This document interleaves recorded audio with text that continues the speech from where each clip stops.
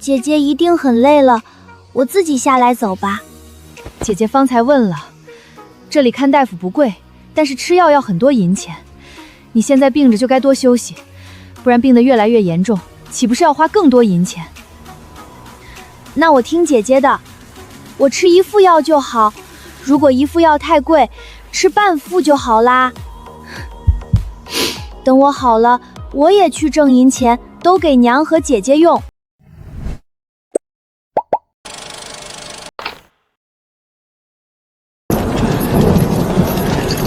要下雨了，今晚就在这儿安息。快让开！就是，木愣愣的挡在那儿做什么？芝芝乖，别乱跑，娘带知远去捡些能用的东西。我这是真到流放路上了。半个月前，我还在现代，刚拿到全国厨神大赛冠军。再睁眼，我就成了宋家的傻姑娘。喂，傻子，这地儿我看中了，给我起来！放开我姐姐！远哥哥怎么能打你大姐姐呢？到底是没爹的孩子了，什么坏秉性都出来了。是大姐先扯我姐姐头发的。远儿别瞎说，你大姐不是这样的人。好了，别争了，远儿莫要扯谎，给你大姐姐道歉。一群人逼一个6岁孩子，行，今天就先拿你们开刀。知远没有撒谎，他刚就是这么扯我头发的。这只丫头看着怎么好像清醒了？从前吃了那么些汤药都不见好，眼下倒好了，可见是个没福气的。这样，我弟弟还要和他道歉吗？放肆！即便是他动手在先，一众长辈在前，你既清醒了，也该分辨1、2，怎么能动手？分辨？我爹倒是愿意信你们这些长辈的话，可他是什么下场？知远想跟你们分辨了，你们看他年幼，不信他的话。我若分辨，我从前是个傻子，你们有谁会信我？知丫头，莫要张狂，你且等着。欺软怕硬，瞻前顾后，果然，越是这种人，越不能退。轮到你傻了，还哭什么？姐姐刚刚不是报过仇了吗？还把他们都骂跑了，咱们也没吃亏。你要是还觉得不解气，等回头我再找机会把宋玉锦打一顿。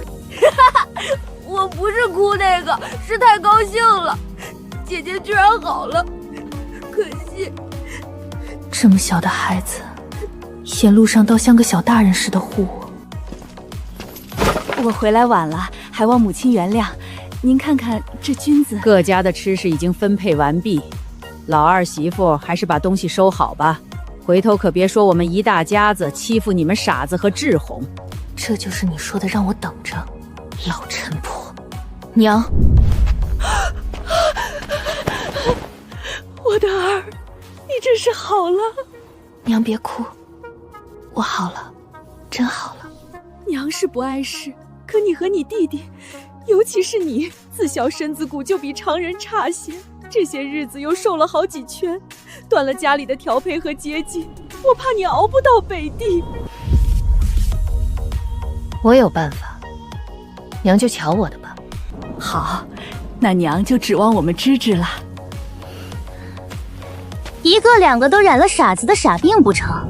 这么点君子，就算能做出一朵花来，也不够你们3口人分的。宋玉芝，我劝你还是同我道个歉，我帮你跟祖母说说好话，兴许她就不生气了。小娘子有事儿。张校尉，我看你们个个都在吃干饼子泡热水，觉得有些奇怪。上一次在城镇里，你们不是采买过不少食材吗？宋家人这是转性了，又做什么幺蛾子呢？小丫头观察的还挺仔细，马车里确实还有东西，但缺了个做饭的人。我们几个粗手粗脚，没得糟蹋食材。原是这般，那让我试试可好？小娘子会做饭？会一些，不过浪费食材总是不好，所以我只要1个鸡蛋试手。若做坏了，就把我娘刚采的那谱菌子赔给你们，这样可以吗？成，给他腾个位置。食材少点不要紧，基本调料在就行。小娘子准备用鸡蛋做什么？可别是鸡蛋汤，我刚喝了姜汤，别再来汤水。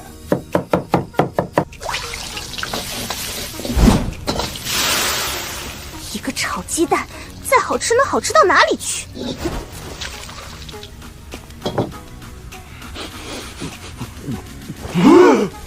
我先来，别都夹完，给我留一口。香，太香了！怎么可能？就是鸡蛋而已。不是，怎么真有螃蟹的味儿？厨子嘛，最爱看的不就是这个？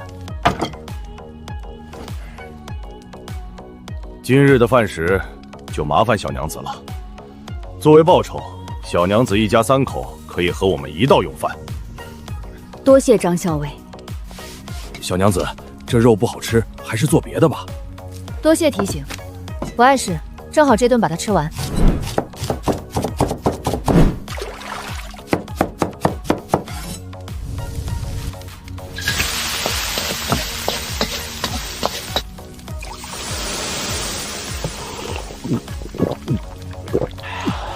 这味儿比城里酒楼还勾人。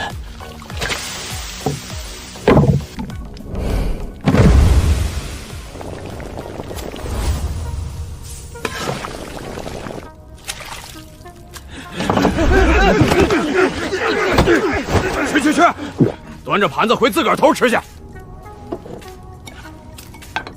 这是你家的。多谢。喂，傻子，你什么时候会做饭的？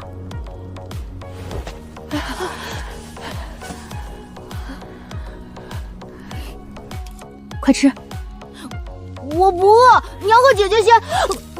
还有一整碗呢，我刚才数了数，咱们每人能吃3片。最好吃的也不是这腊肉，你尝尝这菌子。你不管它，先自己吃。芝芝，你什么时候学会下厨的？其实我清醒了一段时日了，只是一直不能操控自己的身体。我苦命的芝芝，很多事情我看在眼里，脑子里演练了很多次，不觉就会了。美食果然比劝话管用。芝芝，这个饼你看是不是给你祖母他们？娘别管了，我就是扔了也不会给他们。这饼留着，明天我去跟张校尉要一点猪油，翻锅一烘，又香又脆，保管好吃。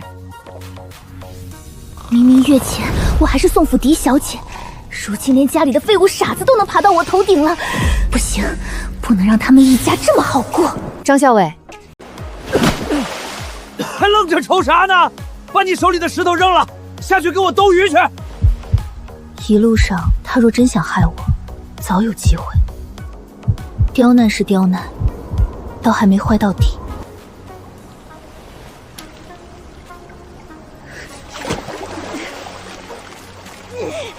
算了，天也晚了，你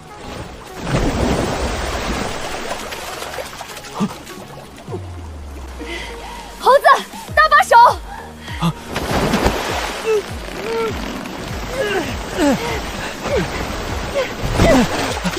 12条，你真是宋家的娇小姐，怎么还有这种本事？回去说。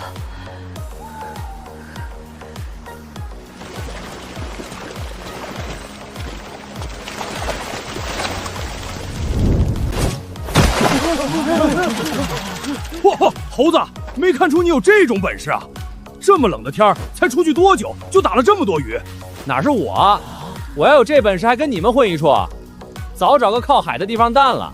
是这丫头片子打的。乖，这小娘子也忒行了。打鱼做饭一条龙，今晚大伙儿又能大吃一顿。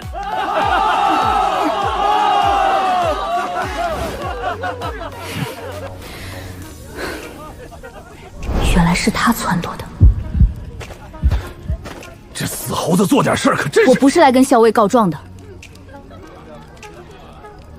我有另一桩事要禀报校尉。不瞒校尉，我在厨艺上算有几分天赋，但并不会打鱼。今儿个这情况实在诡异。怎么诡异？溪水特别浑，水流也急，杂草、枯叶，还有成群的鱼，全混在一起往下冲。我不是会抓鱼，是他们像在逃命。你觉得哪里不对？我曾在书上看过，下过暴雨后，大山里最容易山崩走礁，水变浑，鱼儿崩逃，就是前兆之一。你确定？正是不敢确定，才来报到校尉这儿。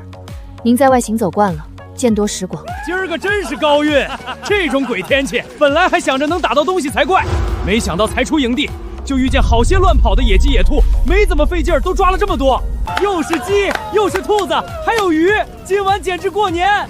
我再给大伙儿烫点黄酒，喝他个尽兴！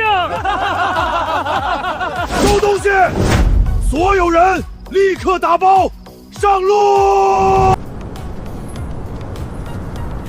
死丫头，焦家精，丧门星，好好一顿热饭，折腾没了。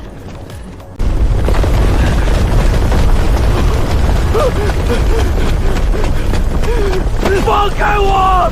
我妻儿还在里头！快走！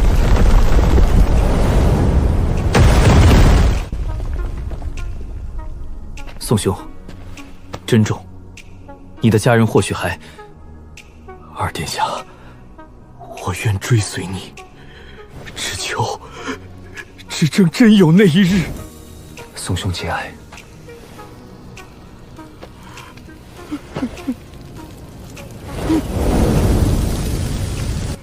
夫人，芝芝，小远，收东西啦！哎，这，别送了，别送了，我真不要了。不行，要不是你提醒，今晚咱们可就没命了。就是，小娘子好心提醒，我们还听你姐姐的，把你想成那样的人。你不收，我们心里过意不去。其实也没什么，说来还得多亏侯爷，是他带我去溪边捉鱼。你这小子，咱们头子最公正，回头把这桩事上报，少不得记你一份头功，将来也能升上一升。不对呀，猴子，你既然早知道情况不对，怎么不自个儿上报，还让宋家小娘子来说？可不是，你说咱们更信，没得埋怨人姑娘家。现在想想我还臊得慌。当时毕竟只是我的猜想，无凭无据的。侯爷重视起来，说要再去查探一番，能做准了再和校尉禀报。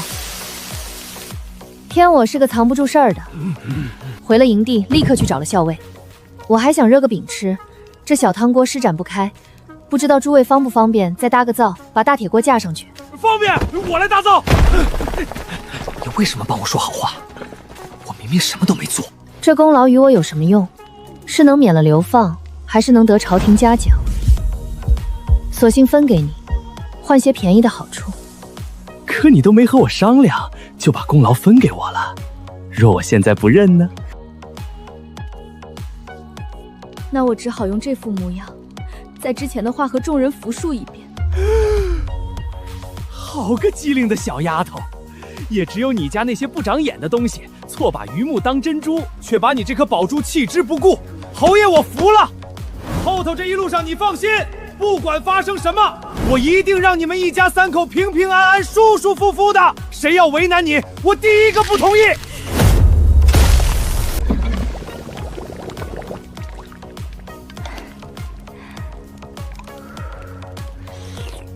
这口热的下去，才算真活过来了。小娘子这手艺没得说。妹妹如今可威风了。宋大姑娘这么闲，要不你来刷锅？半份功劳换来的帮衬，值。没有他，这双手怕是早烂完了。小娘子，听好了，丰州城是大楚最北的边城，半边靠海，海寇常年侵扰；另一边又挨着北戎，边境摩擦不断。这地方戒备森严，又常年缺人修边防，所以才成了流放犯人的首选。我们呢？你家这境况，算不幸中的大幸。流放成平民，往后不得科举入仕，可比去服役强。这是我自己画的，每次来往都带着。城里哪些地方贵，哪些铺子物美价廉，都标了。一路上的照顾，加上这地图，咱俩的账就两清了。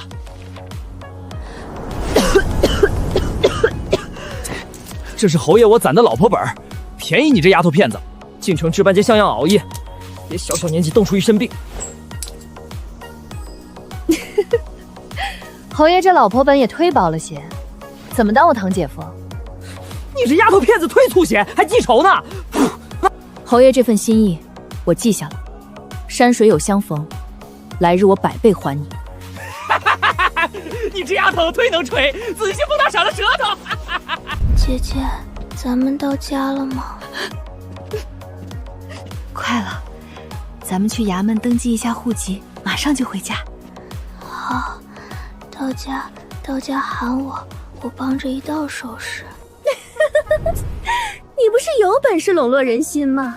怎么不让那些官差走前多掏些银钱给你？我说你怎么敢那么对祖母，那么对我？感情你们不知道啊！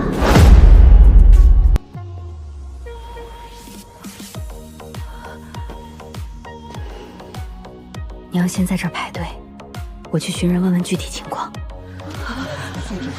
阿言媳妇儿这是怎么了？前头那股张扛劲儿呢？前头二房只管自己好吃好喝，现在知道慌了。二婶有什么好慌的？您家芝芝那么有本事，眼下不过是凭空变出30两户籍银钱而已。就算变不出来，住到城外村子里也是一样的嘛。宋家现有人口51人，这数目嘛，劳你稍待。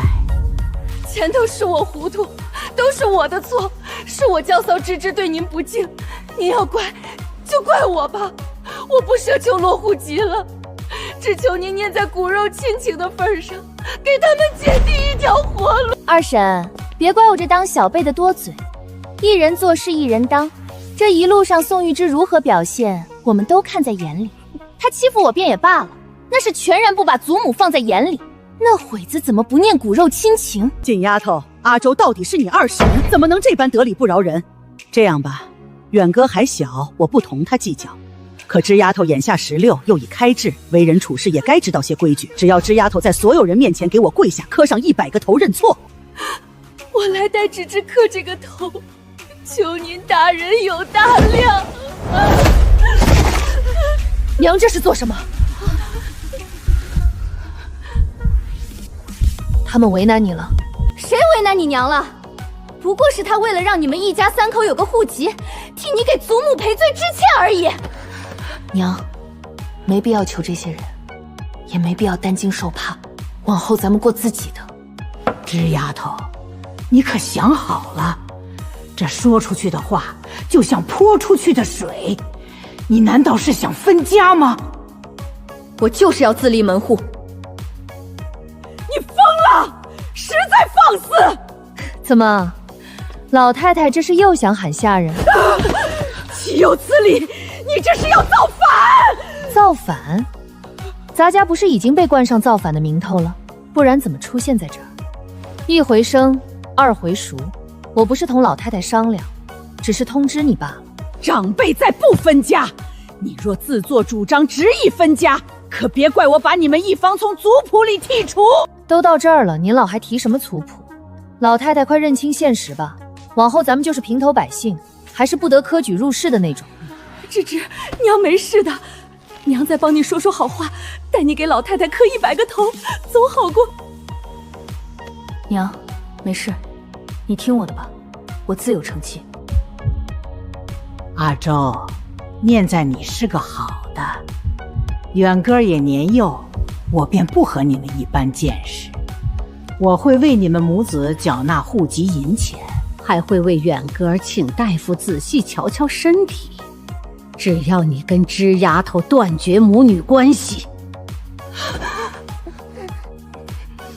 我们母子3人绝不可能分开。老太太不必多言，如你所说，说出去的话泼出去的水。今儿个就在衙门里请诸位官差做个见证，就此分道扬镳。要办就办，后头还有人等着。好的很，老身倒要看看你们这孤儿寡母的如何在丰州城里讨生活。慢走不送，不劳您费心，便是我们讨饭，也不会讨到你家门上。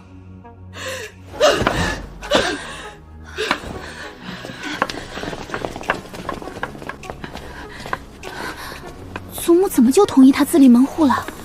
若家中其他人效仿，往后可真要无人可用了。你真当自立门户是这么简单的事？可宋玉芝那手厨艺……傻丫头，南甜北咸，东辣西酸，天南地北口味不同。前头他做的赛庞鱼乃是鲁菜，周氏祖籍鲁地，估计是私下里教他的。你何曾见过10几岁就精通各地菜系的厨子？更何况他早先还是个吃傻的，他如何能立足？不过痴人说梦。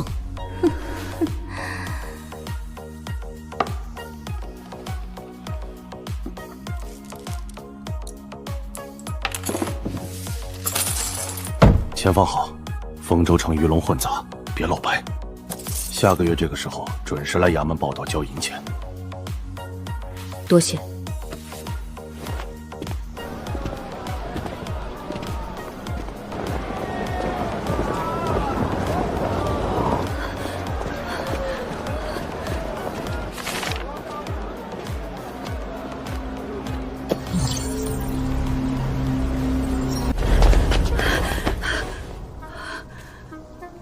到了。芝芝，我们的银钱，不然还是去城中破庙歇歇脚。左右咱们过去一路都是这么过来的。娘和我确实能对付，但知远不能再凑合，他得好好睡一觉。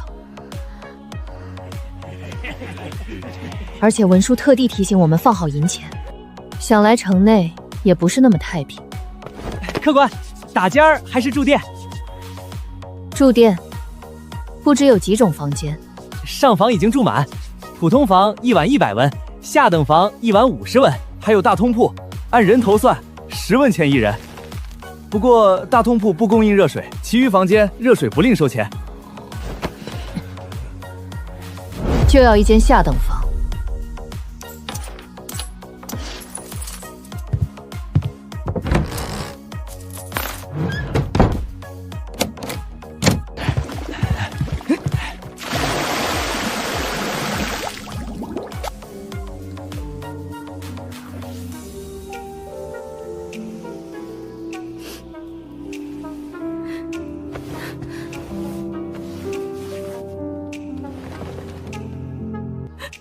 芝芝，娘和弟弟在客栈待着，我去外头转转，天黑前回来。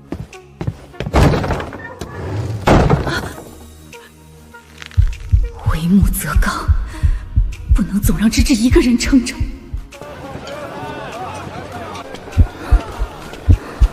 丰州肉人口味重，爱实在，后头做吃食就朝这个方向走。大娘，敢问城内最大的酒楼是哪家？那自然是吉祥酒楼，几十年的老字号了。东家凭手艺发家，主职都搬去京城了，祖籍这边舍不得撤，留了旁支经营。小哥打听这个做甚？可是要去那里吃饭？别怪我没提醒你，吉祥酒楼的饭食可不便宜。多谢大娘提醒，我不是去吃饭，是想去找行当。这倒简单，入冬不久就是年，不只是吉祥酒楼，城内许多大小食肆都会招人，拿上户籍文书去建功就行。正是户籍才好使，你这短居证明，住店查验可以，酒楼14建功难。前些年北戎奸细混进城，潜到酒楼14里，一副毒药下去，毒死不少人。从那以后，吃食相关的活，谁敢随便招没正式户籍的人？出了事儿，东家担不起。死循环。城西码头来往船只多，摊贩也多，自己支摊做小生意，倒没那么卡户籍。摊位怎么收钱？固定摊位贵，1个月1两到5两不等；临时摊位便宜，按天算。若一时拿不出现银呢？拆倒不算凶，能用东西抵，或者挣了银钱收摊前交。猪下水，便宜，重口，分量足，每10文开局必备。猪肉25文一斤，棒骨便宜些，得搭肉卖。猪下水呢？2文一斤，一副起步20斤，少了不卖。现在没有，早让人买空了，要就提前订。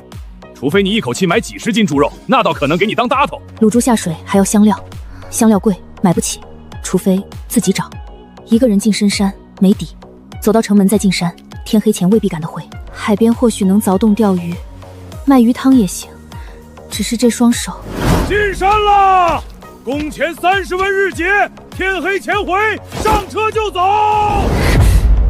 老黑，不是我笑话你，人家烧炭都是天不亮进山，在外头烧几日才回，你这晌午才出发，还天黑前就回，能烧出什么？别提了，烧炭的人前几日就出发了，今早本该把他拉回来，却有人报信儿说1个2个不知道怎么都病了。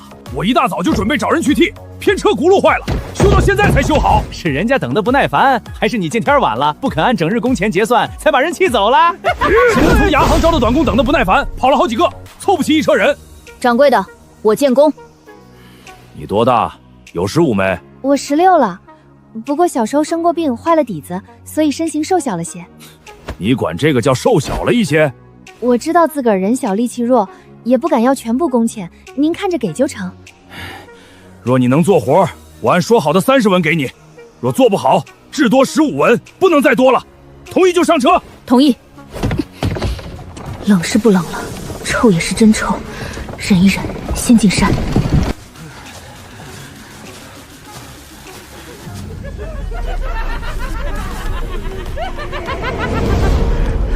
仙女，有仙女！是啊，我也看见了，是仙女。老黑掌柜，你说这是病了？我怎么看着像鬼上身？30文工钱还想让人卖命？我不干了，我也不干了！快走，完了咱们怕谁？别走！我给你们加工钱，50文不行就100文，不200文。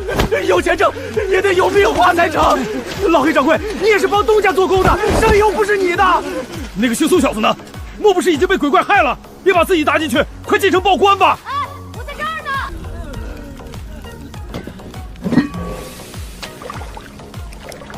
你小子不要命了，还不快出来！你别跟我说你肚子饿了，想在这吃一顿再走。不是，我刚进来就闻到菌子香，锅里还有余温，说明不久前这里还有人在做饭。这能说明什么？说明煮这锅汤之前，营地里仍有神志清醒的人。你的意思是这锅汤把这些人吃成这样的？前头您家伙计回去说，烧炭队伍里病了不少人，山里天寒，染风寒互相传染，正常。今儿个又起风，想来有人想喝点热菌汤去寒，没想到好心办了坏事。吃错菌子确实会让人有幻觉，可那都是个人的幻觉。你看他们一问一答的，我还是觉得像鬼上身。菌子中毒也可能产生群体幻觉。群体幻觉？你越说越玄乎了。若真是菌子中毒，拖久了会死人，可他们不信，就只能找证据。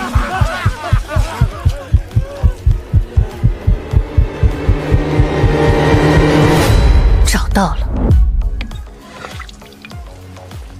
就是他。宋家小子，快别瞎扯了！历来都知道菌子越鲜丽越毒，这纯白的有啥危险？这菌子表面光滑，菌肉白色，菌切离生稍密，唤作白毒伞蛾墨菌，别名白毒伞，剧毒。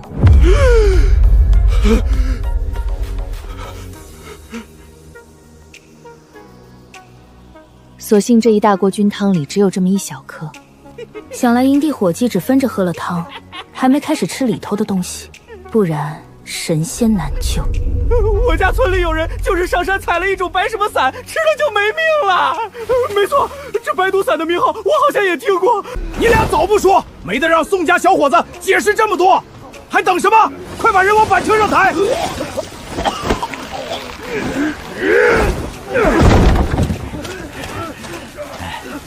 宋雨薇，宋小伙计，今早的事多亏你了。你看你是直接跟我回城，还是留下？您客气了。我想在山上留一阵，寻摸点野菜、菌子之类的东西。行，你是个有成绩的，自己小心。第2车还得拉炭，第3车才正回城，你天黑前回来就行。小铁锹、袋子、绳子都在那儿，要用自己取。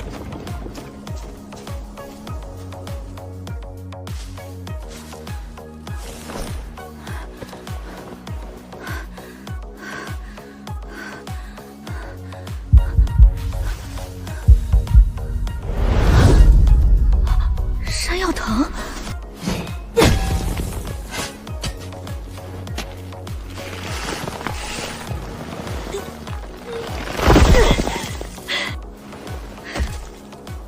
够了，回去。野猪，一猪2熊3老虎，就我现在这小身板，撞一下都够要命。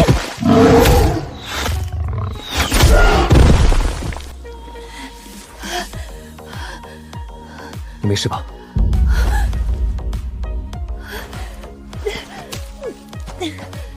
没事，快走吧。方才我听到了野猪叫，也不知道它还会不会……你说的是这头吗？刚才的破空声，是你射的箭，好厉害的箭术。沈烈虎，我们事先说好的，这野猪得抓活的。你把他一路赶到山脚，咱们再想办法打晕，怎么把他杀了？你知道活猪和死猪差多少价钱吗？事先说好的不假，但我把野猪驱赶到这里时，在高处发现了这位小兄弟。差出的银钱再多，终归没有人命周贵。赶哭这野猪是他赶过来的，难怪方才歉然。我身上没带银钱，等结算出这猎物的工钱，会给汤药费于你。沈猎户可想好了，这野猪200斤左右，大概能出150斤肉。城中收肉匀价20文1斤，也就3两银子。按咱们说好的，我帮你运回城处理卖肉，还得抽一半，你拢共只能得1两半。城内医馆请一次大夫，随便开2副汤药，可就得1、2两。等于你忙活一趟，1文钱捞不着，还得倒贴。我爱，本就是我应做的。我才从城里出来，猪肉铺里猪肉是25文1斤。你也说那是猪肉铺子的卖价，收价和卖价能一样吗？行，那我再问你，你说200斤的猪出150斤肉，难不成这也有错？我这还多说了呢。出肉比倒是大差不差，可你怎么只算猪肉？你没算银钱的那50斤里，猪下水能卖2文1斤，猪皮能做猪皮冻、猪皮饼、猪皮丝，猪毛坚韧有弹性，可以做刷子，皮甲、筋膜是药材，还有这一副獠牙，做装饰品也好，收藏也好，不愁卖。天寒地冻，这野猪冻在雪里不会坏，不久就是年节，富贵人家送礼正需要这个，只会供不应求，想来还会比平时贵上不少呢。你别怪我多嘴，我纯粹看不惯他那副奸商嘴脸。不过我没想到他会直接说不同你合作了，谢谢你方才维护我。没关系，我同他本也不相熟，只是恰好住在一个村子，觉得合作方便。没了他，总归还有旁人。只是他有一点没说错，从前都是他带人帮我运送猎物，现下只能靠我自己。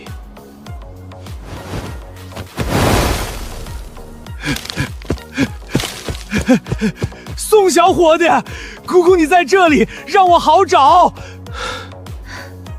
我有法子把这野猪运回城了。我把中毒伙计送到城里医馆了，老大夫诊过，说真是先染风寒，后中了君子毒。老大夫看了那白毒散，脸都变了，又是催吐，又是灌解毒药，总算没出人命。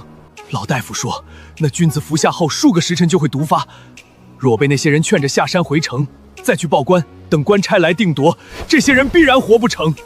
我是粗人，不会说好听话，但这份恩情我记心里了。掌柜的客气了，我这儿倒有一桩事想麻烦你，能不能借板车一用？这有啥？宋兄弟都开口了，板车尽管用。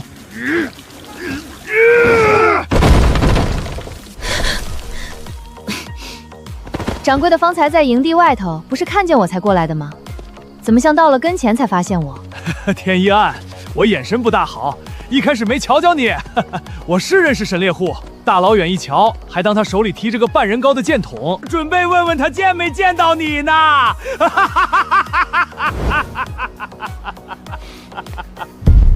我就不该扯这个话题，矮子也是有尊严的。沈兄弟往常不都是和牛二一道吗？今儿怎么自己进山？牛二心太黑，今日已经散伙。散得好，过去你俩走得近，有些话我不好说。他那人出了名偷奸耍滑，占便宜没够。牛二气量小，城里又有一群狐朋狗友，未免夜长梦多。我看还是趁早把这野猪脱手。刚死的野猪和死了一夜的野猪不是一个价。之前猎物都是牛二负责出售，现下倒不知卖往何处。我跟一家酒楼掌柜有些交情，我带你们去。那就拜托掌柜的了。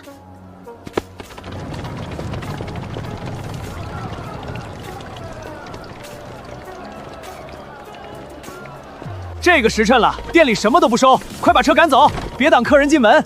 是我眼拙，没看清人。黑爷这是来找我们掌柜。是，劳你通传一声，将来我也要开一家不输吉祥酒楼的大酒楼。这是吉祥酒楼吕掌柜，不错不错。这么壮的野猪，又是年节前，若能抓活的，少说能卖100两。现下死透了，我这净多只能出30两。这野猪才死不到半个时辰，又是头上中了2箭，别处都完好无缺。吕老哥，你这价可别压我兄弟。咱俩一个村住过的，我是啥人你不知道？活日猪可以找人运送，往州府甚至京城那样的地界送，那边客人出得取价。死猪只能在丰州城里售卖，所以价格差了数倍。小兄嘟你年纪不大，见识倒比一般人广。我这老哥确实是厚道人，你们看，这个价公道。这是原先当着牛二的面，我说了我那半头野猪赔给你当医药费，现下你帮我把野猪卖了，属于牛二的那半份也该归于你。沈猎户，这野猪是你射的，出力最多。牛二不足为惧也好，打猎有本事也好，这都是你本钱。老黑掌柜能带我们见到吕掌柜，是帮了大忙。还有这板车，若是自己的，借了也就借了，可这是柴炭行的板车，沾了血，回去要洗刷，要请伙计吃饭堵嘴，真被有心灵告到东家耳朵里，未必没有麻烦。我确实缺银钱，但我只是差个本钱，有手艺傍身，往后不愁安身立命。大家都出了力的事，让我一人拿银钱，我心下难安。我自认比宋兄弟年长，却没想到这么多。不过我不用分银钱，我是为还宋兄弟人情才搭手帮忙，洗板车和请伙计吃饭用不了几个钱。我不善言辞，但今日若不是遇到你，即便抓到活猪猪，在牛二手下也得不到这笔钱。你若不收，我也心下难安。我也没说不收，我前头还想着分3、5两银子呢。这人会武，而且不低。野猪与我不算稀罕猎物，牛二亦不足为惧。我也有自己安身立命的本事，所以你尽管收下。多谢。我跟2位兄弟都投缘，相请不如偶遇，咱们就近找个地方喝顿酒水咋样？不了，我跟我娘说天黑前回去，眼下已经晚了。行，这时辰城门下宵了，沈兄弟总得跟我走吧？去我那儿对付一宿。哎呀，咋了？我的野山挠呢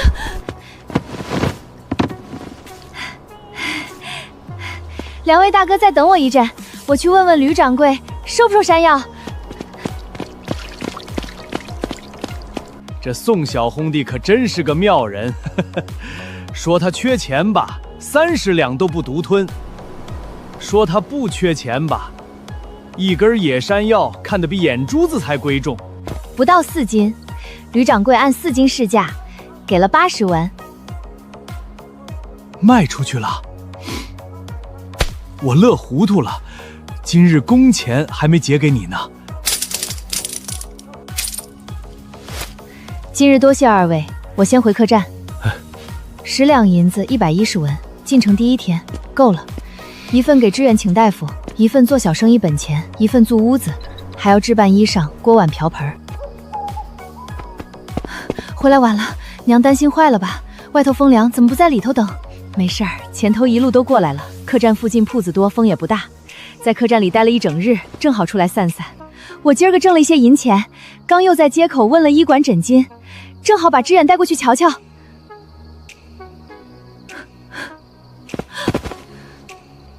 姐姐一定很累了，我自己下来走吧。姐姐方才问了，这里看大夫不贵，但是吃药要很多银钱。你现在病着就该多休息，不然病得越来越严重，岂不是要花更多银钱？那我听姐姐的，我吃1副药就好，如果1副药太贵，吃半副就好啦。等我好了，我也去挣银钱，都给娘和姐姐用。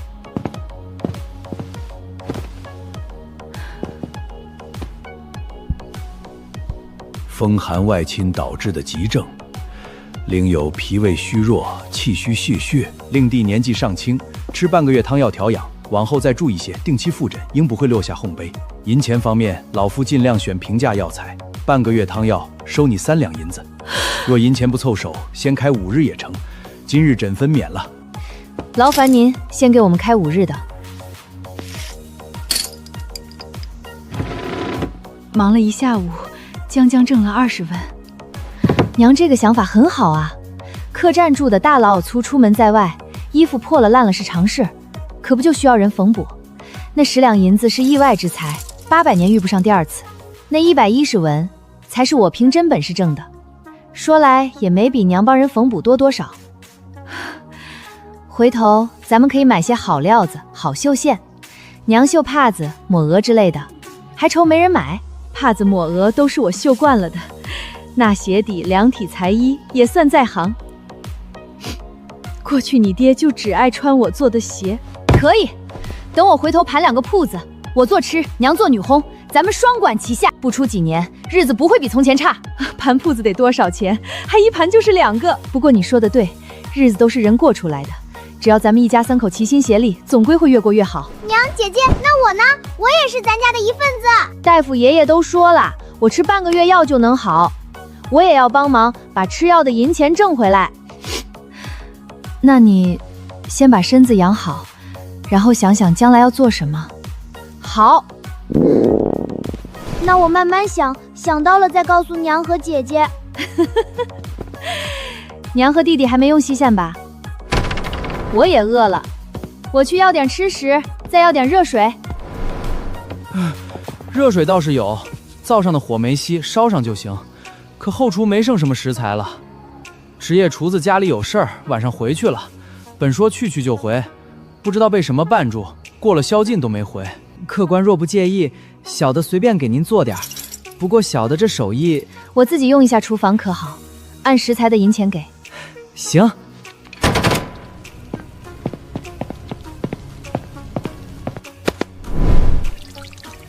我想熬锅海鲜粥，1碗米，加上这些小虾、小螃蟹，一共多少银钱？这些都是挑剩下的，又死了，您尽管用，看着给几文钱就成。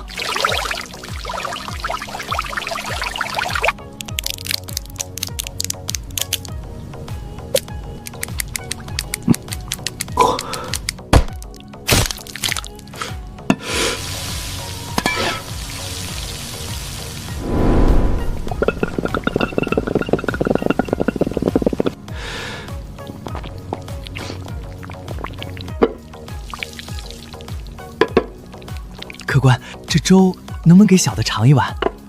我留1碗给你。吃过东西后，我还想借炉子熬药。没问题，热水也给您烧好。姐姐回来了！你这小狗仔还真灵，是姐姐做的吃食太香了。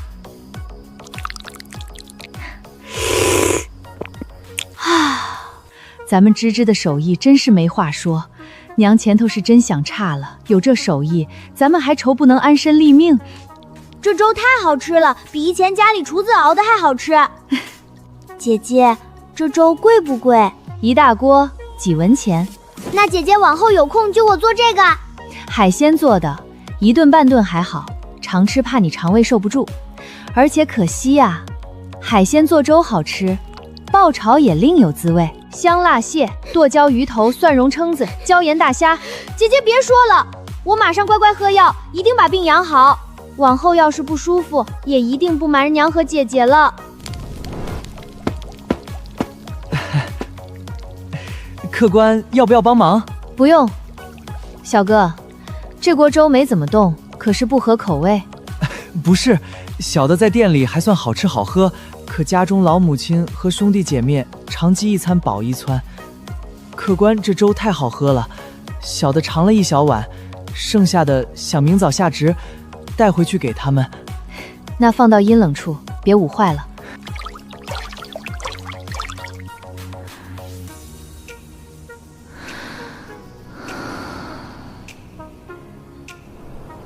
今天咱们去寻摸个屋子，常住客栈不是回事儿。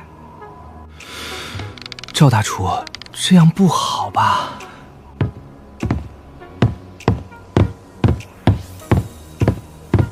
？2间卧房，1间堂屋，再有1个灶房。城东太贵不要，城北靠北容，城西码头太杂也不考虑，最好城中或城南。预算呢？ 3两银子1年。符合你要求的就这么几间，后头再遇到合适的，我再带你们看。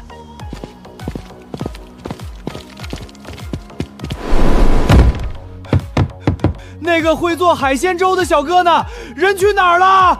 支远的汤药费不能省，真要落下病根，往后再多银钱也挽不回。实在不行，就先多花银钱把屋子租下，再去找梁工攒本钱。柴炭行那种活儿，一日几十文也能积少成多。你俩别急，明日不让你们跟着跑了，我再寻摸寻摸，总归有办法。都这个时辰了，那孤儿寡母还没出现人影，别是偷了咱们客栈什么东西逃了吧？掌柜的，别在这儿干着急，不如去看看房里少了啥。少搁那儿胡沁，人家说话做事文绉绉的，原先显然是好人家出身，你也别在这说风凉话，还不都是你惹出来的祸事？掌柜的，发生什么事了？客官总算回来了，再不见您，我都要满街都找人了。丰州城有位魏先生，正经科举入仕，考到进士，从前一直在外头当官，去年才致仕回乡。他家老太太上了年岁，回老家后水土不服，瓮口一日差过一日，大夫瞧不出所以然，魏先生夫妇急坏了。前儿个魏家出了选买花红，不追是谁，只要做出合老太太胃口的饭菜，便能得5两银子。客官前头剩下那锅海鲜粥，恰好让魏家老太太闻到了香味儿，喜欢得紧。如今正寻客官过去。我剩下的粥是送给小二的。魏家老太大冷天不可能来客栈吃饭，这里头果然有事。那后头怎么个章情？需要我再做别的吃食，还是？魏家要求客官去魏家现场再做一次粥汤。可以。你带客官去魏家，路上好好说话。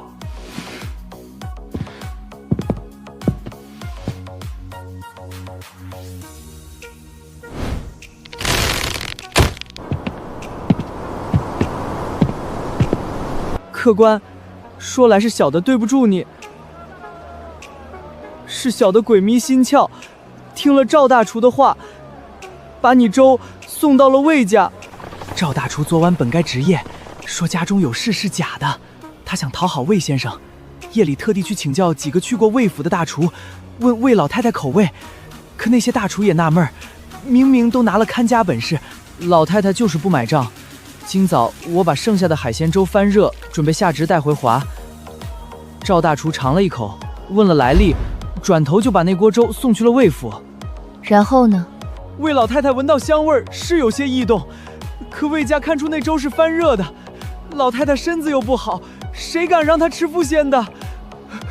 魏先生让赵大厨再做一锅新鲜的送去。赵大厨回客栈后，问我步骤，说赏银咱们对半分，何必便宜外人？客官走后，小的还是把步骤告诉了他。赵大厨还特地用了新鲜好海鲜，没想到那粥送去后，不但没得赏银，还让魏先生发了火，说老太太喝了直犯恶心。我肯让他看，就是因为不怕偷师。熬粥最讲火候，食材大小、新鲜程度、去腥手法全都不一样，照本徐吃，能做成才怪。魏先生动了真怒，赵大厨也害怕，回客栈漏了包你，这才让掌柜套了话。所以客官一会儿多担待些，两边都不是咱们平头百姓惹得起的。哼，那位炸厨没过来，换了个更年轻面嫩的。小哥看着年少，别怪我没提醒你，我们老爷脾气不算坏，但顶孝顺。你们若为了几两赏银，一而再再而三的愚弄，弄得老太太胃口更差，可得自己担后果。赵厨子是通判远亲，没弄清他到底是狐假虎威，还是确有关系前，不能贸然撕破。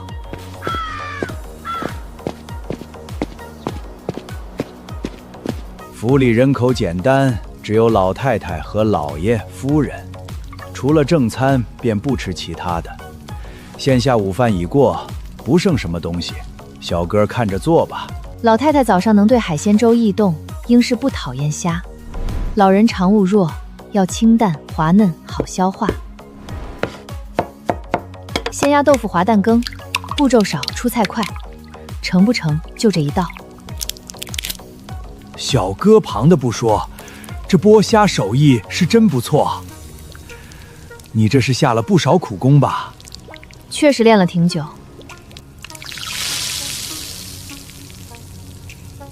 小哥，快随我把呈上，晚了我家贾太太该午歇了。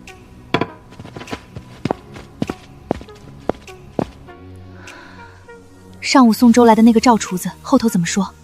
刁钻得很。第一回送来的粥，母亲好容易有些异动，让他再做新鲜的来，他却推说客栈家伙是用惯了，不肯入府。再送来的海鲜粥，腥臭的熏人，母亲别说吃下肚，陈间用的别的东西都吐干净了。我派人去客栈，本是想警醒敲打赵厨子，客栈那边估计他和赵同判的关系，竟派了个14、15岁的小少年来下厨。14、15岁的少年能有什么厨艺？分明是被推来顶缸的，也可怜见的。我知道，一会儿走个过场，不会为难他。什么味道这么香？我穿来就被流放，前儿个才到丰州，不可能见过他，只能是原身记得。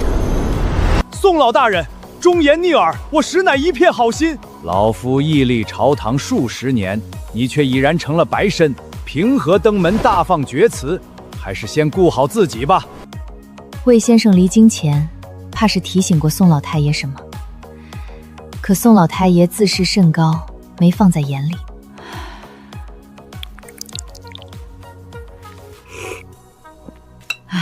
这蛋羹真不错，一不注意就全吃完了，不然怎么也该给你们尝尝味儿。母亲终于能用下饭了就好，我和老爷看着您吃就很高兴。哈哈哈，难得见母亲这样胃口大开，这位小哥厨艺委实高超。倒是我前头想窄了，想着小哥年岁不得大便。你是宋家的？我确实姓宋。早前离京之前，我曾劝过你家老大人。后头听闻你家的事，没想到再见老大人的后人是现下这副光景。你家里人可都还好？宋家其他人应该还好，不过我不大清楚。打从进了丰州城，我便和母亲、弟弟自立门户了。你是宋家的孩子，可怜见的，怎么成了这副模样？一路上受了多少苦，往后又该怎么办呀？流放路上自是受了一些苦，不过都过去了，往后也不发愁。您刚尝过我做的吃食，我有手艺傍身，自然不愁生计。等日子好了，养上一养，也就不会这副成容了。可你从前也是大户人家的，现下却要……我凭手艺挣银钱，谋生路，前路纵有万难，总不能还没去做，没去尝试，就先自个儿缩了。日子是人过出来的，会越来越好的。家里可还有红枣桂圆酒？若是还有，使人送来一些。自是有的。这个时节喝着最好。你们天寒地冻赶了路来，身上多少带寒气。我这酒是早前自己酿的，不算贵重，你带一壶回去喝。这是先前说好的5两玄拟花红。多谢。才刚进城，还未寻到落脚地，家中事务多，便不叨扰了。赵厨子的事你不必担心，我心中有数。往后若遇上什么麻烦，可以来寻我。我须长你父亲一些年岁，旁的不说。多谢为你出声。魏先生，难得宋家那孩子做的吃食对老太太胃口，两家又有旧，那孩子也利落，讨老太太喜欢。老爷怎么不把人留在家里？你不懂，瞧那孩子谈吐举止，就不是需要人可怜的。如他所说，他有手艺傍身，也有那份心气儿自立门户，来日必有自己的造化，咱们何必把人小瞧了去？可老太太完后若还想吃他做的东西，母亲已经打开了心结，胃口自然会好。往后真想吃，多照顾他生意就是。还有，他到底是宋家的后人，咱们往后可以照拂他，但不是现在。来日方长，母亲应也是这个意思，所以只送了一坛黄酒，没说其他。我记得听你爹提过，有位姓魏的翰林大人素有才名，写的一首好诗文。魏不是大姓，应就是这位魏先生了。没想到线下也是。魏家境况比我们好，只是行事低调。家里应还有后人要考科举，不然按魏先生的孝顺程度，不至于只给5两悬赏，也不至于到眼下才弄悬赏。那赵厨子怎么回事？先想用你熬的粥邀功，后头又说咱们卷了东西逃跑，实在令人恶心。跳梁小丑罢了，他以为自己聪明，其实魏先生心里门清。但只有千日做贼，没有千日防贼。他有些后台，箱中的果子让我摘了，心里肯定不乐意。趁时辰还早，我再去找衙人一趟，把屋子的事敲定。娘和弟弟下午别出门，咱们没多少行李，争取明早直接搬走。这样的小院儿，5两1年很公道。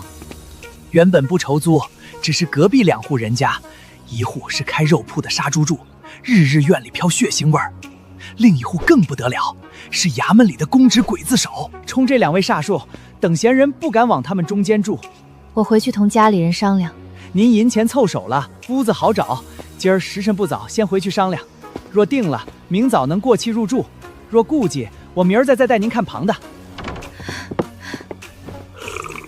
其他选择也有，不过位置最便捷的就是这几个。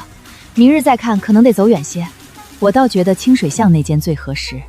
世人常说屠户卷自走，身上带煞，我不怎么信。真论起来，咱们还是流放过来的，命都等于捡的，身上的煞气还能比他们好了去。最后就是往后你做吃食生意，隔壁有屠户住着，反倒便利。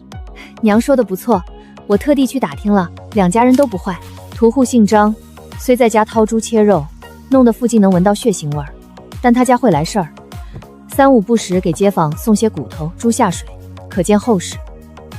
做柜子手那家姓周，早年家里人染10亿，他为筹钱给家中病人治病，先去衙门帮着料理后事杂物，后来补了县衙殓葬差役的缺。我打听过，他从不刁难勒索逝者家属，也不会轻慢怠慢亡者身后事，遇上无亲无故的亡者，还会自掏腰包帮着置办简易棺木入土。咱们孤儿寡母最怕被欺负上门，有这2位坐镇，往后要操心的事情倒少了。娘和姐姐都不怕，我当然更不会怕啦。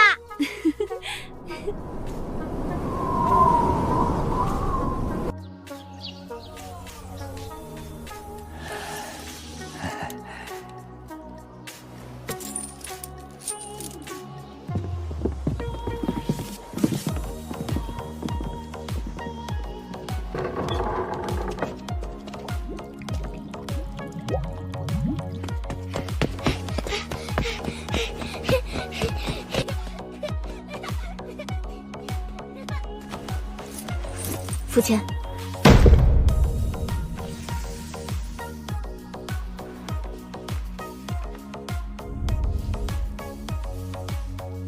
虽是租来的，总算有个窝了。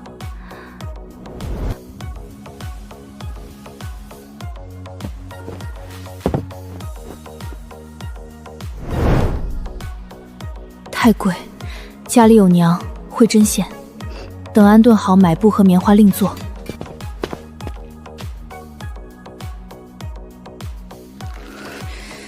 生产力气工具，靠他们挣钱，不能省。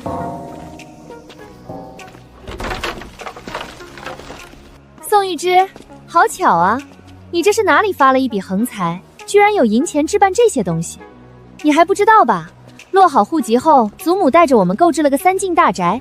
就在城东最贵的地段，祖母怜惜我一路受苦，还为我添了好几个下人。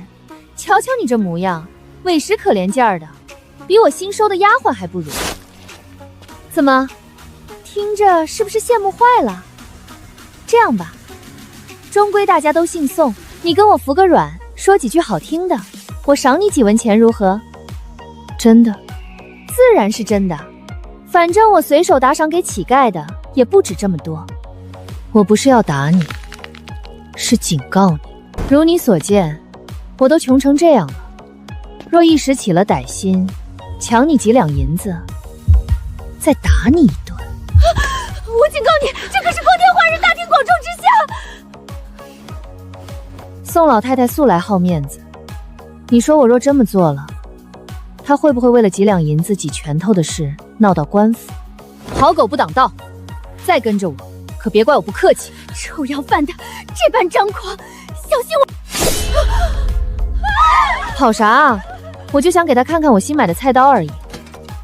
城东3进大宅，少说7、8百两，甚至上千两，加上落户籍银钱，怕是1500两上下。宋老太太再能藏银票，也终归有限。这样养着一大家子，早晚坐吃山空。不过，和我已经没关系了。你家这是已经搬过来了？怎么买这样多东西？要不要帮忙？前头家里遭了难，东西短缺的多，我自己弄就成。一会儿搬搬弄弄，免不了弄出动静。诸位婶子嫂子担待些。你家也太客气了，远亲不如近邻，有什么短缺只管招呼一声。头一天搬来，本就该洗洗刷刷，别不好意思。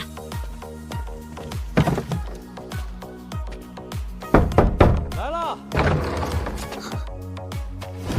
我才敲门，还没出声，你怎么就随便开门？往后不好这样。没有啦，我不是随便乱开，我听到姐姐跟别人说话了，还听到门外只有姐姐一个人的脚步声，才开的门。真的假的？真的啊，我不撒谎。不信姐姐等着瞧，马上又有人来了。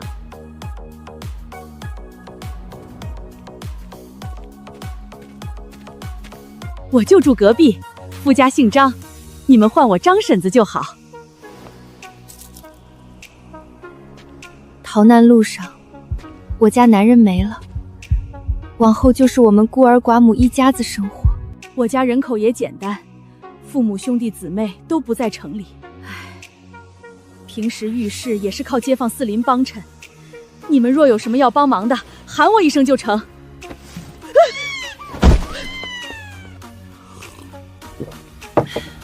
娘怎么没等我回来一道干活？娘无甚本事，只能趁你在外奔忙，把家里庶务料理好。我也帮忙了哦，院子里都是我扫的。早知道我就把扫好的东西都清理好，再给姐姐开门了。已经很好了。上午来的时候，院里还有好多杂草呢，现下只是乱了，再扫一遍不麻烦。倒是除草弯腰一颗颗拔，累坏了吧？不累。娘说的对，外头的事都是姐姐在忙，我们帮不上什么，把家里料理好了，姐姐就能多休息。怎么就帮不上？一家人不说两家话，打扫屋子本来就是很累人的活儿。后头还有一桩事要麻烦娘，县城被褥太贵，我只买了棉花和棉布。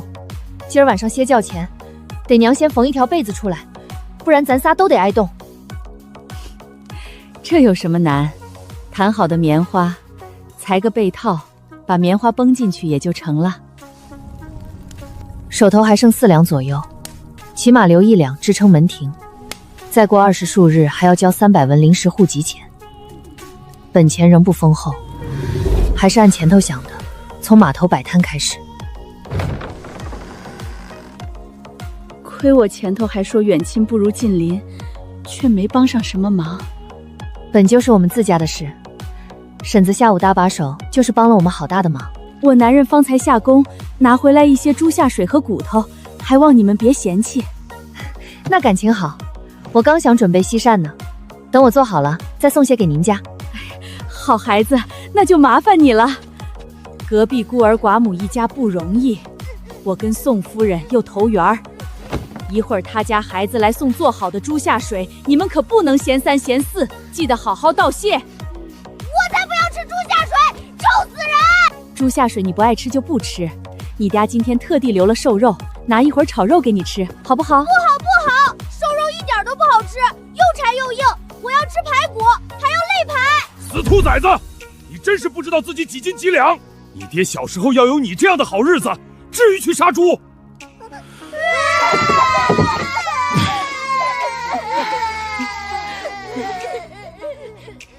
？3个小子都不省心，你也累了。我拿银钱去馆子里买点排骨，你再切点酱菜，就这么用西膳吧。不成，栓子头上还得连着换药，免得留疤。咱们这儿药价你又不是不知道。那我现在去斩些排骨出来，咱们自个儿做。你光说我累，难道你不累？年前家家户户做腊肉、灌香肠，你一整个白日都没歇过。古代猪没那么肥，多数人肚里缺水，油脂不能全去，得留一部分香味。一副卤料几十文，贵是贵，但卤汤能反复用，只要食材洗干净，轻易坏不了。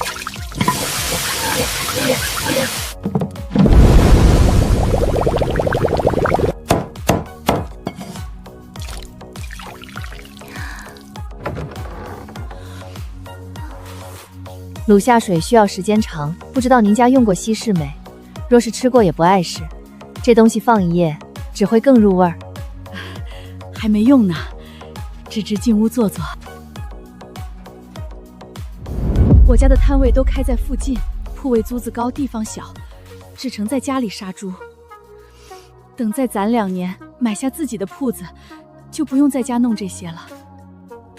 婶子说的哪里话，我不是介意，只是看您家这些家伙上特殊，外头没见过，才多瞧了2眼。张叔，哈哈哈，你婶子说的不错，你真是个不一样的好孩子。猪下水怎么会这么好吃？太好吃了，比排骨还好吃！你们吃慢点，吃慢点啊！人家姐姐说了，这东西不怕放，等做好稀食，热一热再吃。芝芝的手艺真是没话说，一碗卤下水就把他们弄老实了。张叔张婶是长辈，不必称呼我姑娘，唤我芝芝就好。我叨扰不是为了旁的，是准备凭手艺做点小买卖，想从您家进肉。你要什么肉？要多少斤？我准备做卤下水夹馍，另外再做些肉包子之类好吃好拿的东西。第一日试卖，先弄3-5斤梅花肉和前腿肉。猪下水1整副我怕卖不掉，做太多也费香料。我家本钱不足，所以猪下水也不多要，先要10斤。这个量不难，明早我剁肉，你过来，剁好了你先挑。不过价格方面，价格当然市价走。成。码头临时摊位费一般20-30文，线下天冷，前海滩涂容易结冰，中小船少，冬日临时摊位费20文就行。船少，生意比平时淡些，但那边有自己的商业圈，主顾不只有商客，还有码头苦力和附近百姓。就是那处鱼龙混杂，条件实在差。我有个朋友在那儿练摊儿，冬天虽然挣得少些，覆盖摊位费劲够，只是风吹日晒，人老得快。谢您提醒，我不怕苦，千难万难都过来了，还怕这些？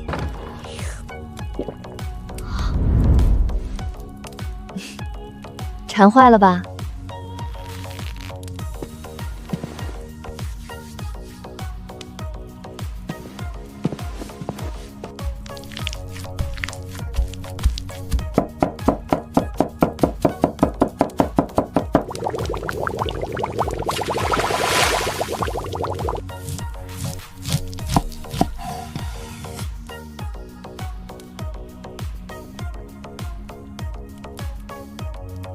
搬家总归是大事，条件不好，一碗手擀面配卤下水，也算庆祝大餐。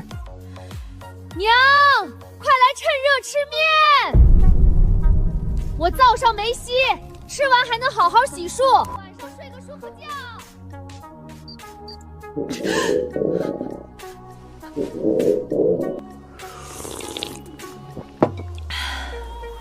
姐姐吃我的吧，还是吃我的？真不用，我按大家平时饭量下的面已经饱了，吃撑晚上睡觉也不舒服，你们敞开吃。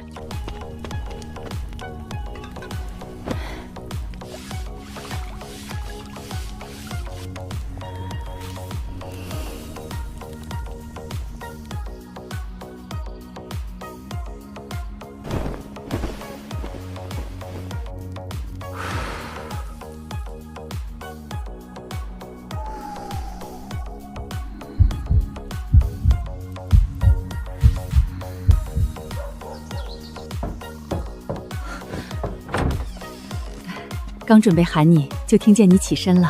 娘怎么醒这么早？晚上睡不惯，这袄子沾水不知多重。娘是怎么没吵醒我，把它洗干烘好的？娘没事儿，上午补一会儿觉就好。倒是你这袄子实在脏了，穿干净立整些，也方便你在外走动。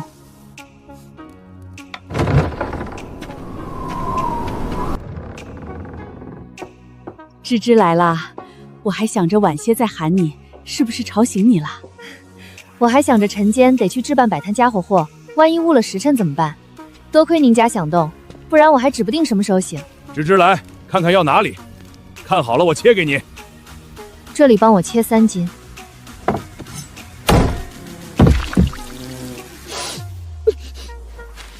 总共95文。谢您家的好意，回头做了吃时，我再送些给几个弟弟解馋。这肥肉熬点猪油，包进素包子里最鲜润。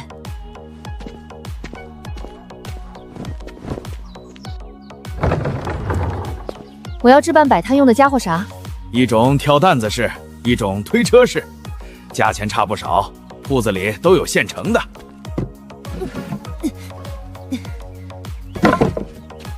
若加上杂七杂八的东西，再配2个大小水锅，一整套下来1两半银子。小哥别担心，唐记出品，用个3、5年总归没问题。若哪里不对劲儿，随时找我修补。若小哥回头有更好前程，不做小买卖了，也能结教卖回我家。线下可有人家折旧卖来的？后院倒真有一辆，昨儿刚收来的，成色不错，就是前头主顾卖臭豆腐，木橱上经年累月沾了味儿，轻易盖不过去。若小哥愿意，500文钱。可话得说清楚，这车特殊，再经一次手更不好卖。你用几日想卖回来，我至多给100文。2口小铁锅就值200多文，其余等于半卖半送。只要我的卤味能盖过臭豆腐味，就是稳赚。就他。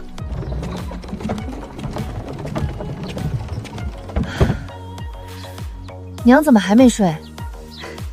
时辰还早，我想着你买摆摊家伙事回来，总归需要人帮着洗刷。你这是做什么？我怕有老鼠叼走姐姐买的肉，帮你看着呢。小院空过许久，没有老鼠洞不代表以后没有。做吃食生意，卫生绝不能出错。等手头宽裕，得考虑养只小猫。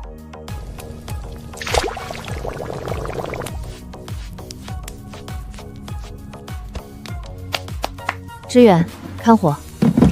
好。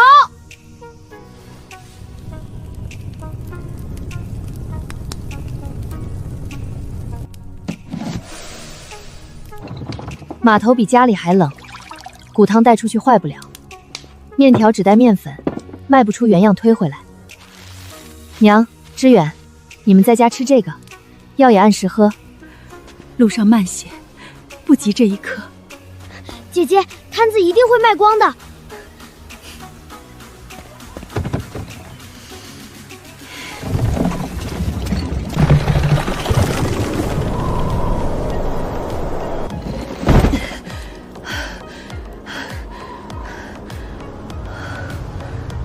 那边应是固定摊位。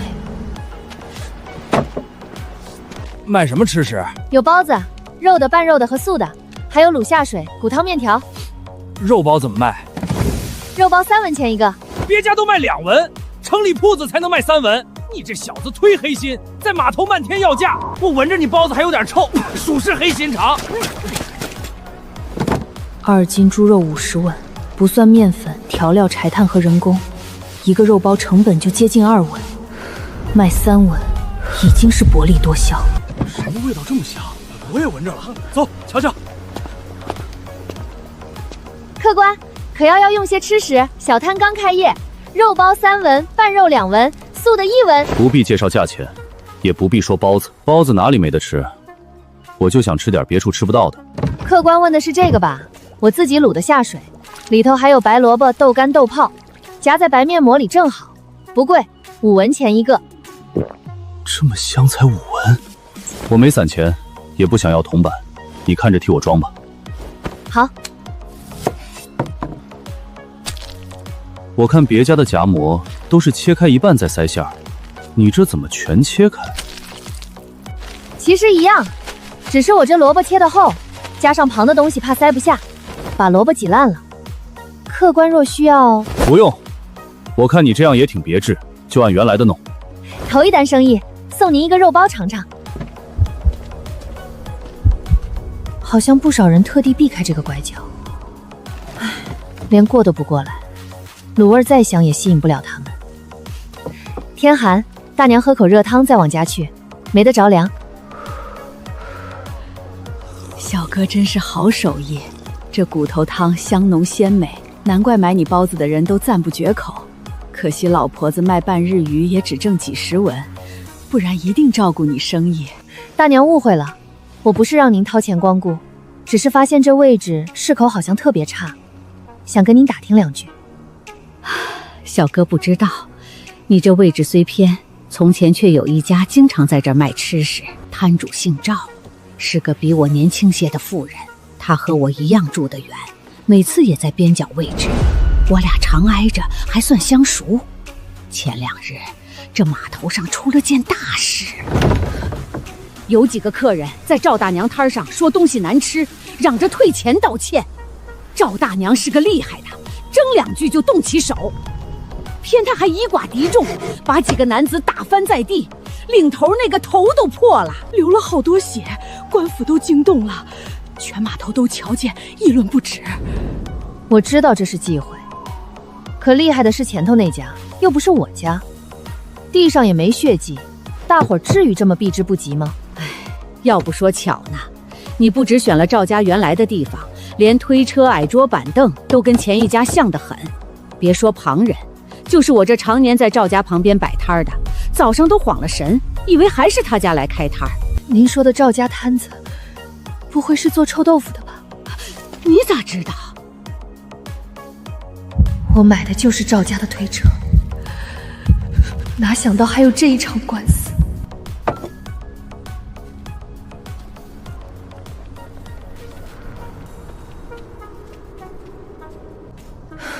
买到赵家的推车，又摆在人家原位，卖鱼大娘都误会，旁人怕也以为我和赵家是一家。改装推车的钱不能省，明日还得早点来，换个远离是非的位置。才中午，还有大半日，炭火带足了，凉了再热，等有人空出位置，再换炭。在那儿呢，就是那家。不会是被赵大娘打的人家来寻仇吧？小哥没走就好，你那吃食做的那般好，我都担心你的吃食卖光了，一早走了。还没有，您是想再买点什么吗？我家的船只在这停留1夜，明儿个天刚亮就准备出海了，想在小哥这儿多置办些干粮。小哥先把摊子上的东西都装给我。1船人的干粮，这不是小生意。先把这笔银钱结了，咱们再说后头的。好。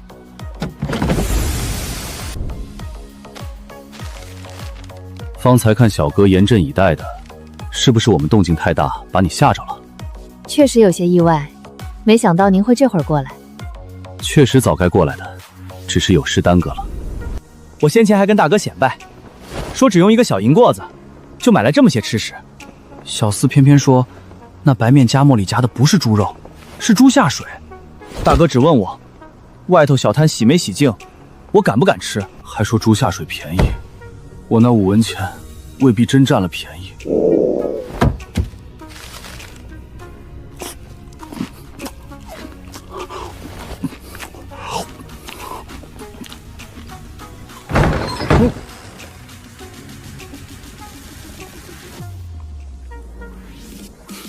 那大哥也挑不出错。后来他才把增补干粮这事交给我，让我自己办。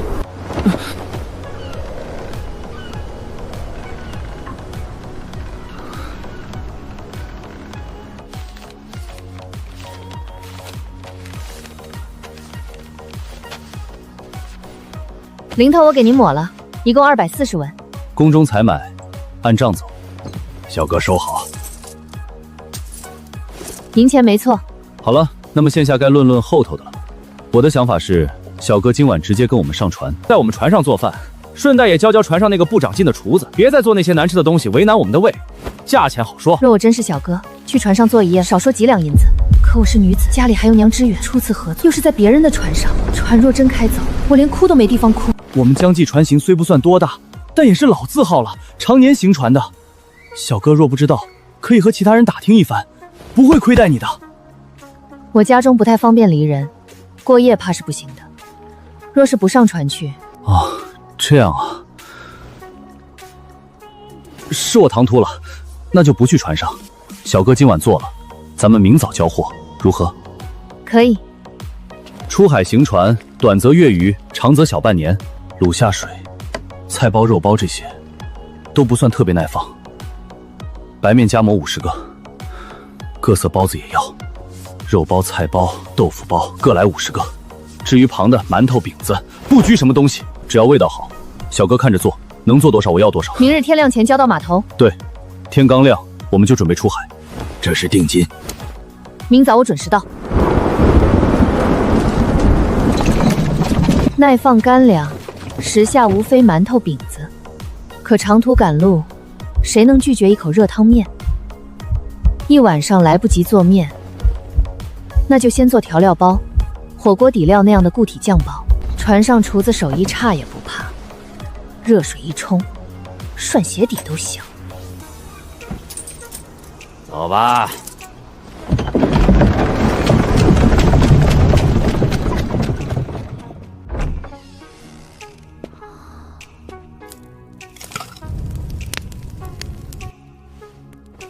别的不怕买不到，肉得赶紧买，明日天亮前交货，等张叔明早起身就来不及了。张叔，芝芝怎么过来了？可是遇上了什么事儿？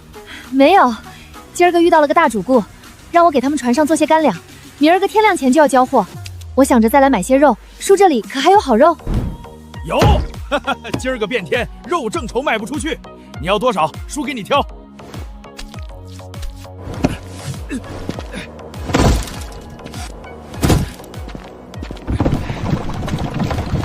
今儿个是忙，等忙过今日，我再给您家送些吃食答谢。街坊四邻的，你又买了我家的肉，几步路功夫而已，不值当什么。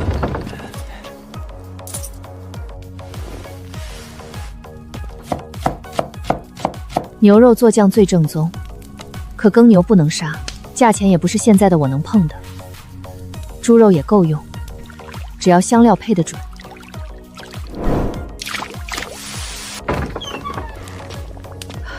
芝芝，怎么又忙上了？接了个大单子，明早天亮前交货，今晚得赶出来。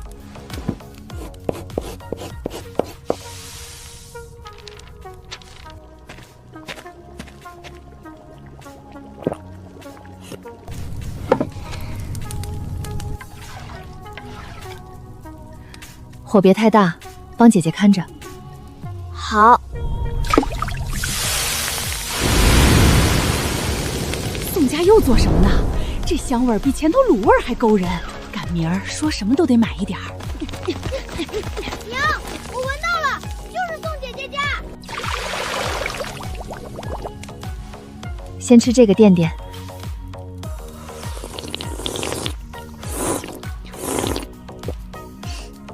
这汤底真有那么好喝，把你都喝出神了。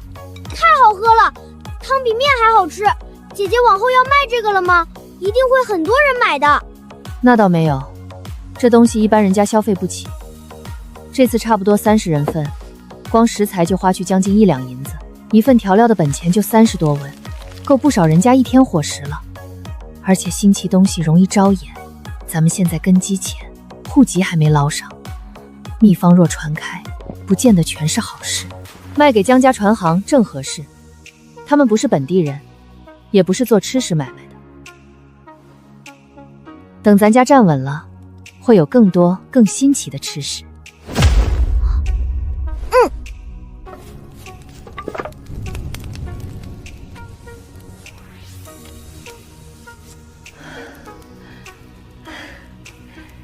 这样他们拿的时候就不会混了。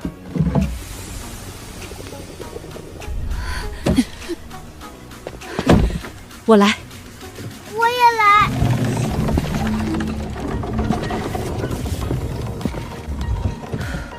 大船不可能全靠临时采买，那边多半就是江家长期合作的供货商。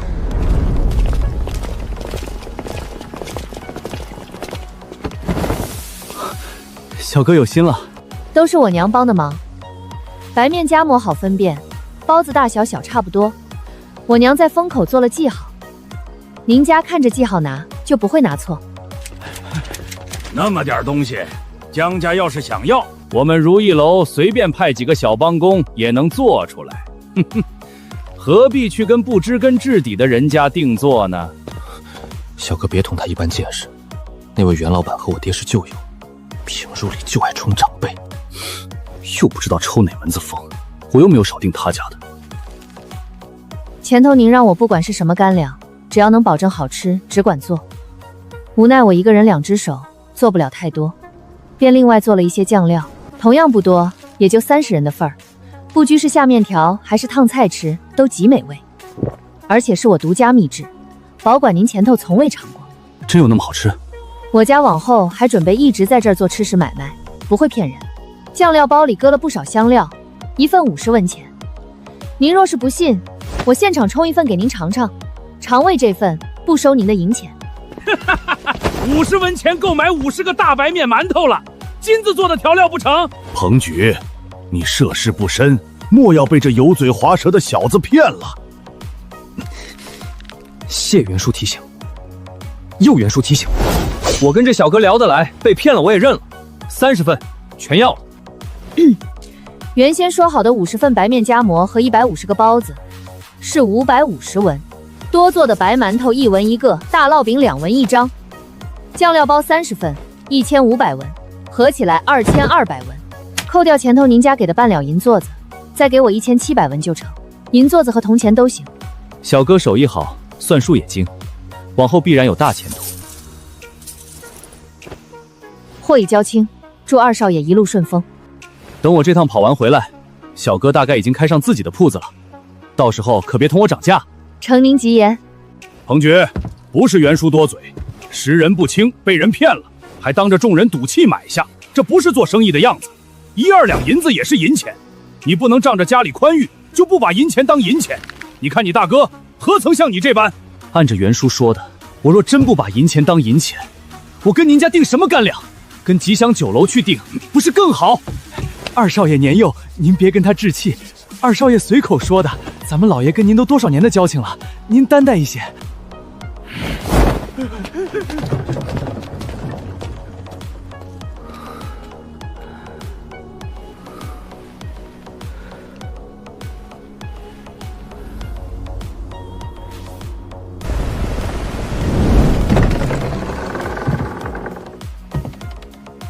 袁叔人不坏，就是爱说笑。我像你这么大的时候，他见了我也没有好话。一开始那卖白面夹馍的小哥还在呢，袁叔就阴阳怪气，说我不该在不知根不知底的人家那里订吃食。后头我跟人说一句，他就跟一句。等那小哥走了，他倒好，直接当着2家伙计面前训我。我和那小哥确实不熟，前头他把那酱料包夸得天上有地上无，1份要50文钱，我本来还准备尝尝味儿再决定，后头光顾着同袁叔生气，尝也没尝，直接买了。那1两半银子，大哥从我月例钱里扣吧。那酱料包后头你尝了没？若滋味好，便证明你没有信错人，也就不用扣你的月例钱。还没有。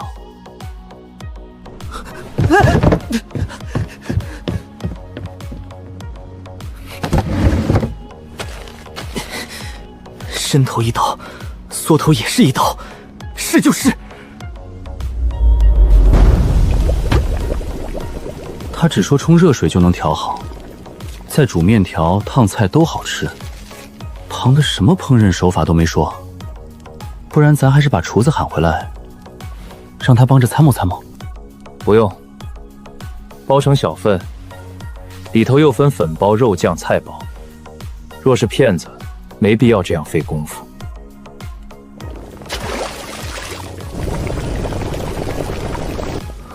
怎么这么香？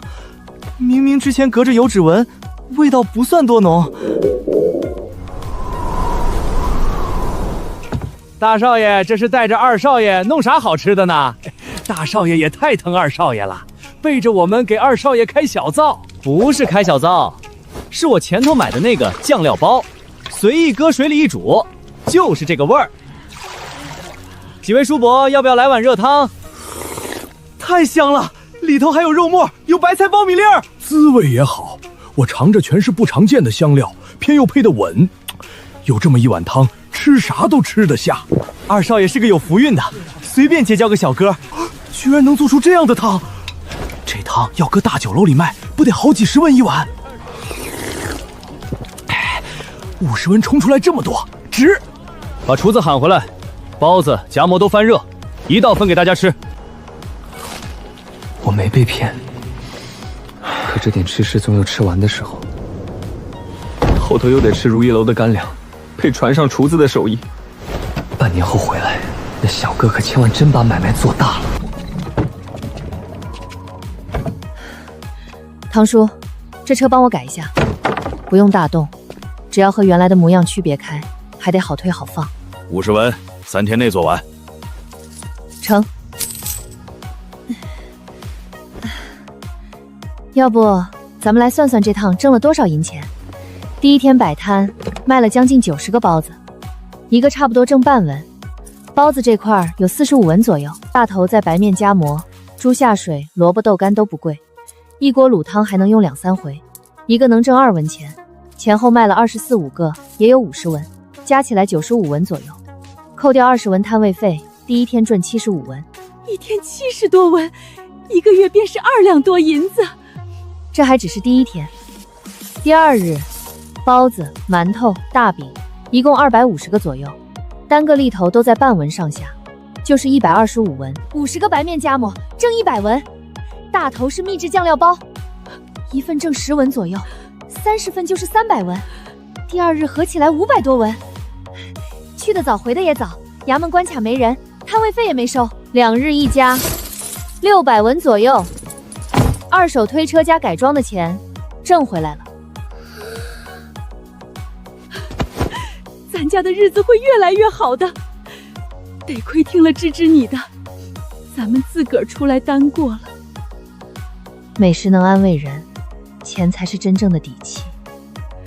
等我这2日把家里的被褥缝好，也能腾出手接些缝补活计，帮补家用，你挣的银钱就攒起来，先交户籍银钱，往后再给你做嫁妆。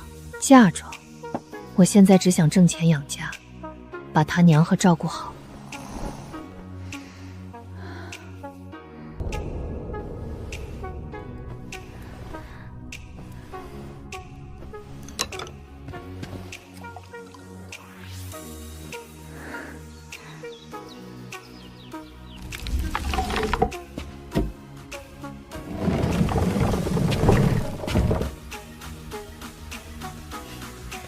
这样就成。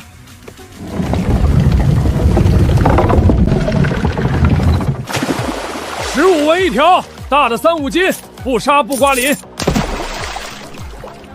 前头卤味和酱料都重口，知远还在养肠胃，今日做点清淡的鱼头豆腐汤。你家这是又要做啥好吃的？张家嫂子前头可说了，你给他们家送的吃食，把他家3个吃惯了肉的小崽子都降服了。我们不白要，该给多少银钱就是多少。你做了，可得给我们留一份。娘想接针线活儿，得先和左邻右舍熟起来，吃食正好能把话头搭上。前头做的是卤下水，后头做的是船上人家的干粮，口味都重，不好消化，不大适合年纪小的孩子。今儿个本只准备做个鱼头豆腐汤，但看见鱼好，我多买了一点。您几家的孩子若是想吃，我做个鱼菜可好？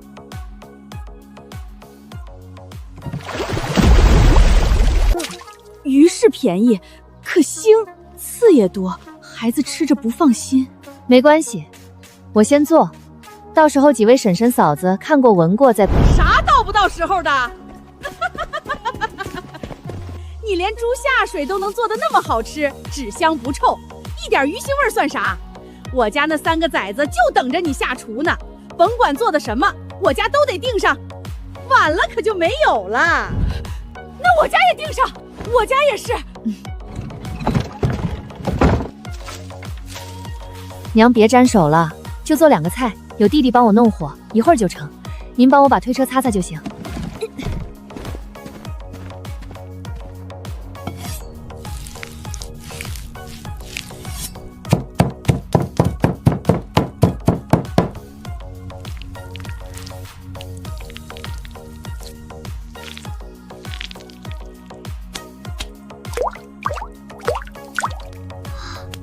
姐姐每个都捏的一样，等会儿先给你尝。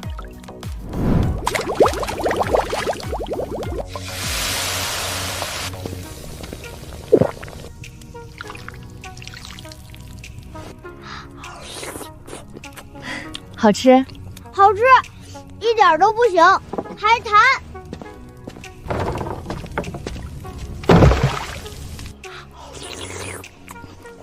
好喝，一点不行，我再也不说鱼难吃了。这个甜甜酸酸的也要。多少银钱一碗？快给我们来1碗！对，我家刚刚也是订了的。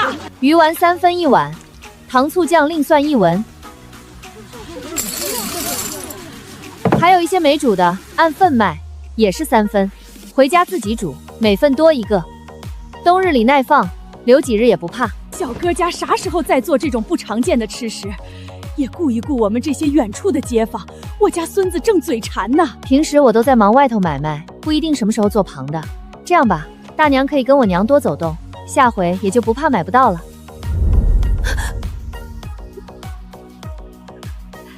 宋夫人，望咱们可得多说说话。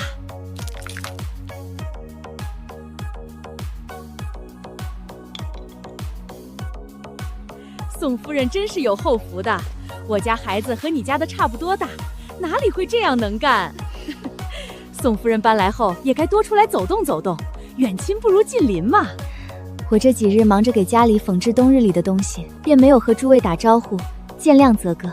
我们哪是责怪你，还指着你家孩子在做吃食给孩子们打牙祭呢。你需要缝啥东西？一个人忙得过来不？需要我们帮忙不？宋夫人这活真不错，这针脚那样式真不比铺子里卖的差。同样一个人一双手，你家孩子做吃食格外好吃就算了，你做针线也能把人比下去。我家祖上是鲁地，后来搬到江南一带定居，一直做的都是这方面营生，我便耳濡目染，跟着学了一些皮毛。不是说这家卖吃食吗？怎么又论起针线了？啥帽子夸成这样，让我瞅一眼。哎呦，李家妹子这是干啥？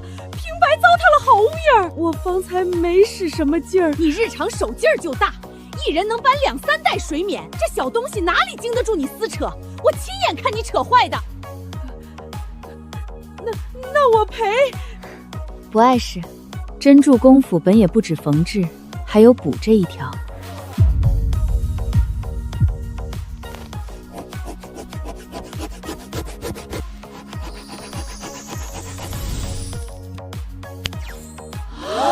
这哪像补怪处，倒像专门绣上去的。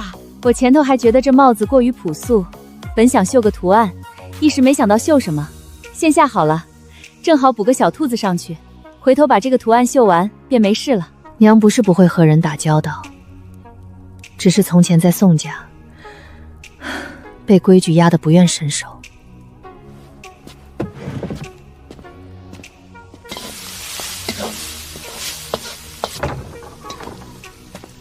不是说了让你歇着，怎么又把收拾的活抢了？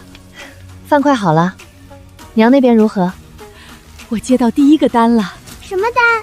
方才那帽子是李家媳妇儿争抢时弄坏的，但当时人多手杂，我也没要她赔，只把口子补了，顺带展示一下绣制。李家媳妇儿大概不好意思，后头说她准备给娘家侄儿做一套虎头鞋、虎头帽，东西都买好了，却不知道从哪里下手，便交给我来做。娘要了多少手工费？小孩子东西小，布料、棉花又不用咱们出，我要了30文钱。30文的小买卖，还得做上1、2日。你随手弄个鱼丸出来，附近卖卖便是几十文进账。娘，这不是几文钱的缝补小单，是考验真功夫的虎头鞋、虎头帽。我不过给您递了个梯子，让您和诸位大娘大嫂说上话，您自己一出手就接到第1单了。只要这第一炮打响，往后娘挣的说不定比我还多呢。到时候您可别嫌弃我。你这话说的，娘还能嫌自家闺女？等娘挣够了银钱，可不叫你再做摆摊那样的辛苦活了。成啊，那就跟前头说的反过来，等娘挣到了银钱，给我盘个铺子。